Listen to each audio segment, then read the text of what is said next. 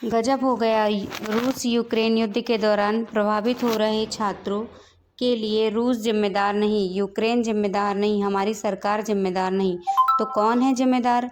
हम बताएंगे आगे और उसका विश्लेषण भी करेंगे।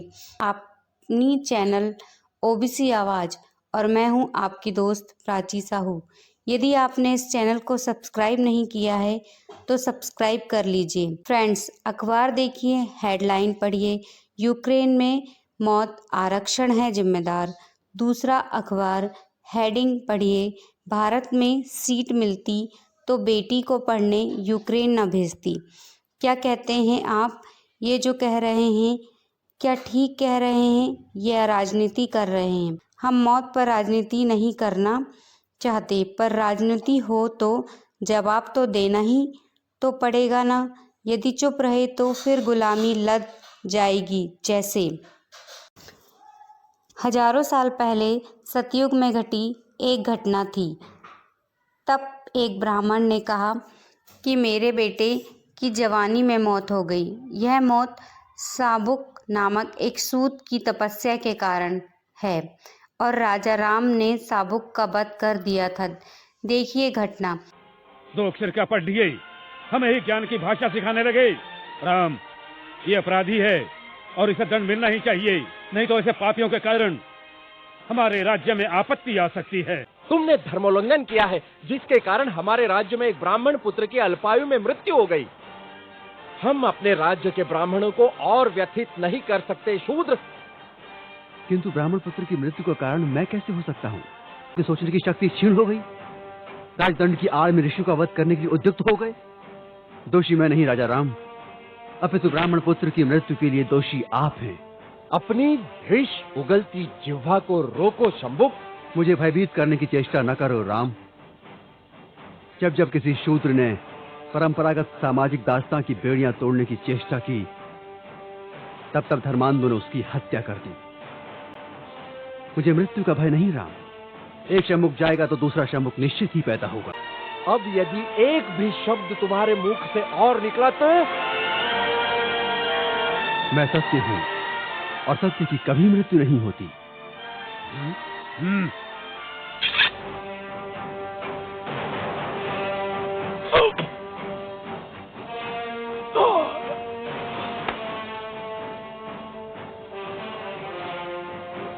न्याय प्रिय प्रभु रामचंद्र की जय। न्याय प्रिय प्रभु रामचंद्र की जय। आज के ज़माने में यह कहानी सुनने के बाद हम जवाब दे सकते हैं कि साबुक के कारण ब्राह्मण पुत्र की मृत्यु नहीं हुई थी, क्योंकि आज हमारे पास मृत्यु का कारण जानने टूल्स हैं, जैसे पोस्टमार्टम आदि। उस समय समाज ने उस अन्याय का विरोध नहीं किया। परिणाम यह हुआ कि सदियों तक शूद्रों को पढ़ने का अधिकार न मिल सका। यूक्रेन युद्ध में छात्रों की मौत पर आरक्षण के विरुद्ध जो वातावरण बनाया जा रहा है, उस पर सवार होकर कहीं वर्तमान रामराज के राजा भी वैसा ही निर्णय न ले ले। इसलिए हमें विश्लेषण तो करना ही होगा। सच क्या है उसे सामने तो लाना होगा। हमारे लिए एक एक जन कीमती है। यदि किसी कारण से कोई जान जाती तो उस कारण को खत्म करना ही चाहिए। यदि आरक्षण के कारण जाने जा रही तो बेशक आरक्षण को खत्म कर देना चाहिए। और यदि यूक्रेन युद्ध में छात्रों की मौत का कारण आरक्षण नहीं तो उस पर हो रही रियासत बंद होना चाहिए। आइए एक बार फिर अखबारों में छपी खबर पढ़ते हैं। पठानकोट पंजाब से छपी न्यूज़ में देखिए, एक मां रीना शर्मा ने क्या कहा कि यदि मेरी बेटी को भारत में सीट मिल जाती तो बेटी को मरने यूक्रेन न भेजती। मां ने आगे कहा कि आरक्षण हमारे बच्चों के लिए काल बनकर मुसीबत ला रहा। दूसरा अखबार शीर्षक देता है, आरक्षण की कुव्यवस्था के कारण प्रतिभाएं पलायन को मजबूर। मृतक छात्र नवीन के पिता के हवाले से अखबार लिखता है कि 97 अंक होने के बाद भी मेरे बेटे देश में पढ़ने का अधिकार नहीं मिला। क्या यह सब बातें वास्तविक हैं? आइए देखते हैं कि बच्चे पढ़ने यूक्रेन क्यों जाते हैं। पहला कारण, सरकारी कॉलेजों में एडमिशन नहीं मिलता। डॉक्टर बनने के लिए कड़ा कंपटीशन होता है। यहाँ नीट परीक्षा होती है जिसमें 15-16 लाख छात्र बैठते हैं, जबकि सीटें मुश्किल से 83,000 होती हैं, इसलिए सिलेक्शन कठिन होता है। जबकि यूक्रेन में मेडिकल कॉलेजों में दाखिला लेने के लिए कोई एंट्रेंस एग्ज़ाम नहीं देना पड़ता। तो आप नए मेडिकल कॉलेज क्यों नहीं बनाते या वर्तमान कॉलेजों की सीटें क्यों नहीं बढ़ाते? ऐसा करने के बजाय आप तो निजीकरण पे निजीकरण करते जा रहे हैं। इस सिलसिले में बता दें कि भारत में प्रैक्टिस यानी डॉक्टरी करने का लाइसेंस लेने के लिए उन्हें एक परीक्षा पास करनी होती है। उसके रिज़ल्ट यह हैं कि हर साल लगभग 4,000 छात्र यह परीक्षा देते हैं, जिनमें से 7 या 800 ही पास हो पाते हैं।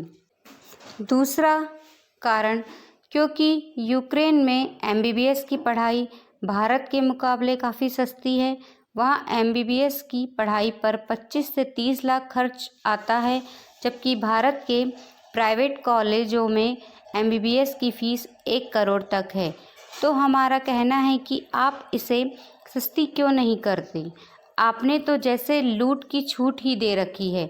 तीसरा कारण, क्योंकि यूक्रेन से मिलने वाली डिग्री की मान्यता पूरी दुनिया में है, यानी वहाँ पढ़ाई करने के पीछे यह भी मंशा होती है कि दूसरे देशों में कहीं भी डॉक्टरी की दुकान खोल लेंगे।